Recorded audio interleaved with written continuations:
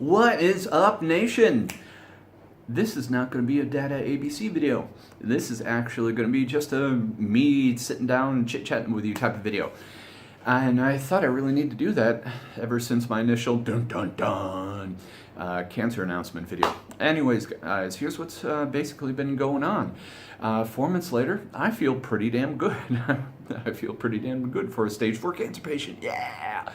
Health-wise, yeah, the only real major problem, other than the obvious problem you get with hormone therapy, or basically having no hormones, is I don't muscle recovery. It just takes forever, mainly in my legs, since well, that's what I'm use those all the time. Like I can't do sprints upstairs or anything like that, and that used to be a really good exercise for me too. I love doing those back in the day. But yeah, like if I'm walking up and down stairs all day, my legs are gonna get tired pretty quickly. I mean, I could still move. My legs aren't gonna buckle and fall or anything like that. But with no testosterone in my body, it just will take my legs a good while to recover, especially if I do that for several days. And give me a second, I forgot what I was going to say. Now I remember. And the other big problem that I'm having with zero testosterone is emotional problems. It's basically if I don't keep a high-fat ketogenic diet going, I'm going to be having massive anxiety and depression. And it's going to drive me crazy. So I really have to keep strict with a ketogenic diet, which, poor me, that means I've been losing, I have to lose weight. I've, for about 2 weeks, I've lost about between 12 and 15 pounds. It was, they go by the devil's measurement, kilos over here. So, but I was like 129 when I first really started getting strict with my ketogenic diet, and I'm down to like 124 now. Basically, the weight is in normal weight with pounds. It's I think I'm 273, so that's pretty darn good. And compared to if you've, because I don't know if you noticed, but I have a chin here. I have a chin. Yes.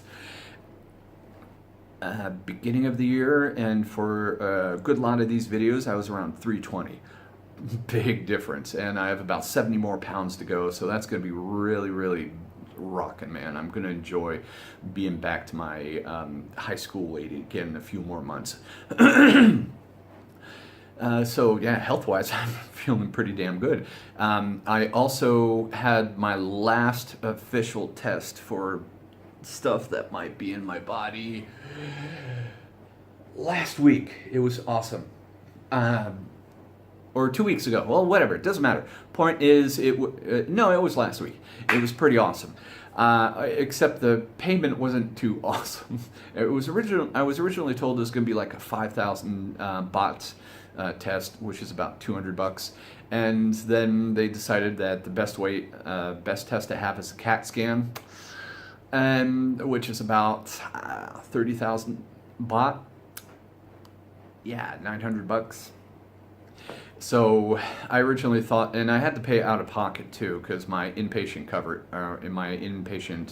coverage on my insurance, it sucks, and it is also over too. So I'd have to, like I said, I'd have to pay out of pocket. So my brilliant idea, I thought, I'll go admit myself. So my outpatient, or whatever the hell the coverage is. Basically, the coverage were whenever you're in a hospital. And so they did admit me for a night, and my bill, before it was time to go, it went from $900 to $1,100. They didn't take off anything for the CAT scan at all. I should have just paid it out of pocket and just be in and out, and that's it. Uh, I'll know better next time.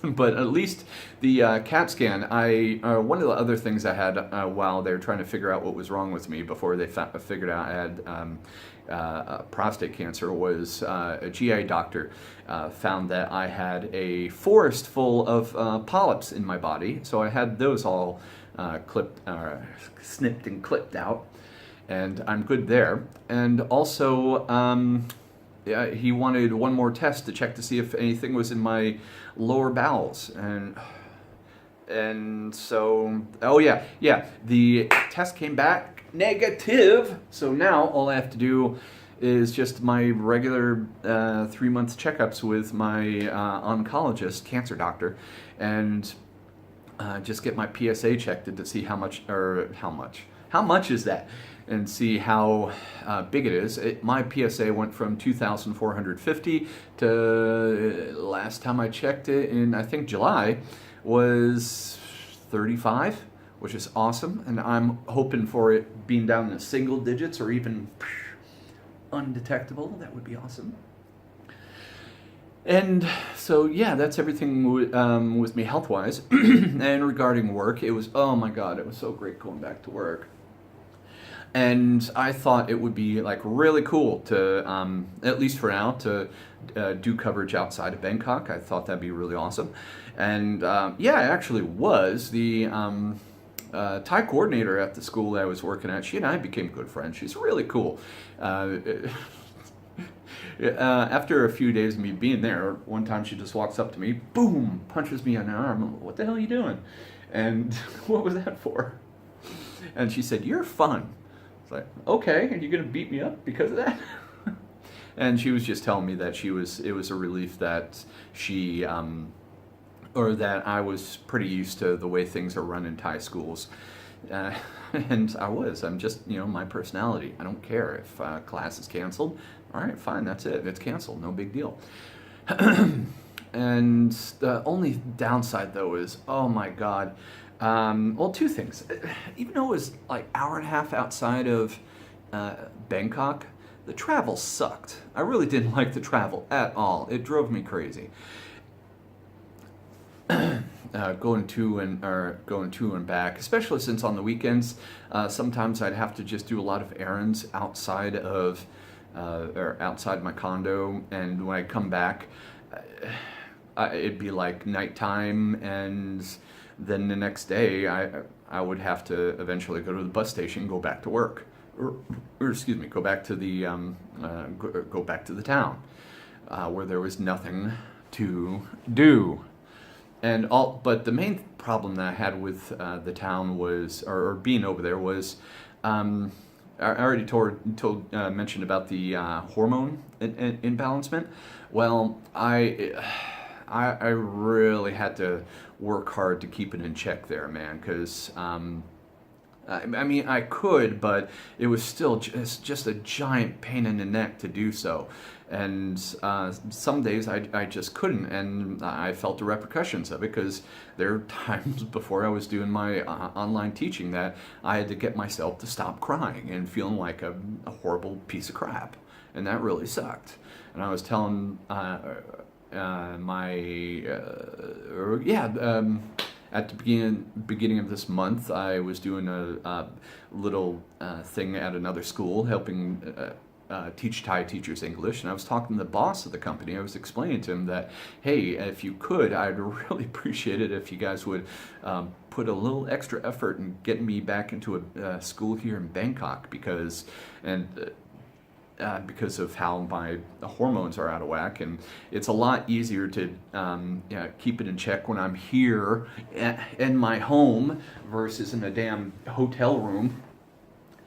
Even though I could manage it, it was still a headache. And what I'm thinking is going to happen, really what I'm hoping too, is when the second semester finally starts, that it's going to, that someone's just not going to show up at a school at all. And then they'll, call me up and say, "Hey, Matt, got a school for you. Here it is. Do you want it?" "Yes, sir, I do." So I could stay here in the place where I'm familiar with.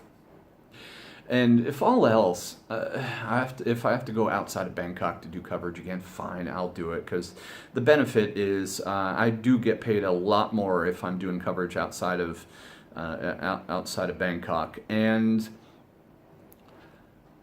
what else?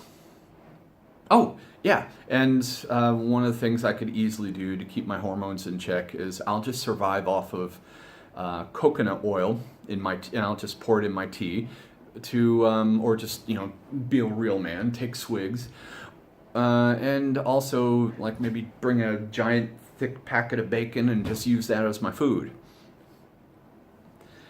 That's it. So, yeah, I'm basically hoping that I get my own school again for the second semester. So cross your fingers for me, guys. All right, guys, that's it. One of the last things I'll do, just because you've watched this long, is I don't know when I'm going to be doing it. Maybe like in another month or so. But I'm actually starting up a third stream of income. Stream number 1. Trying to figure out where the camera angle is. All right, cool. Stream number 1 is teaching,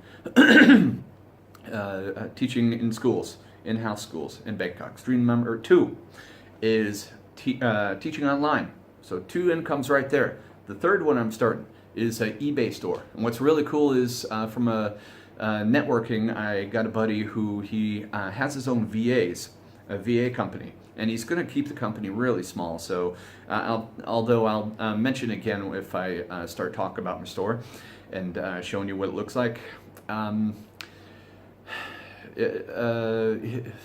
He has VAs that list, and if someone buys stuff that he's going to, and they'll just go and ship it to the person, doing drop shipping basically. And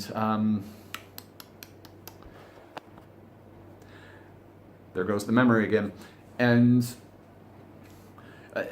basically he figures out what's best to sell by, and he has a little program to do it. And yeah, he has a program that figures out what has the likelihood of selling on eBay. And yeah, he has a good little system down. So I'm pretty excited to have his VAs start to make my store bigger. And once it like really starts to blow up, I'm going to show you guys how cool the store is. And or maybe I don't know. Let's see. But anyways, I will also show you the tools that I am using for the store to make it, or for my store to make it good. This one little tool that I'm using for listing, yeah, it's pretty damn good. I do like it. Okay, guys, that's basically it. Well, yeah, healthy. Health-wise, I'm doing great. Work-wise, I'm getting back in schools again, which is awesome. And that third stream of income coming in, it's gonna be awesome. I'm not gonna be millionaire tomorrow, but the store's gonna be big, and I'll just even replicate it in other stores too.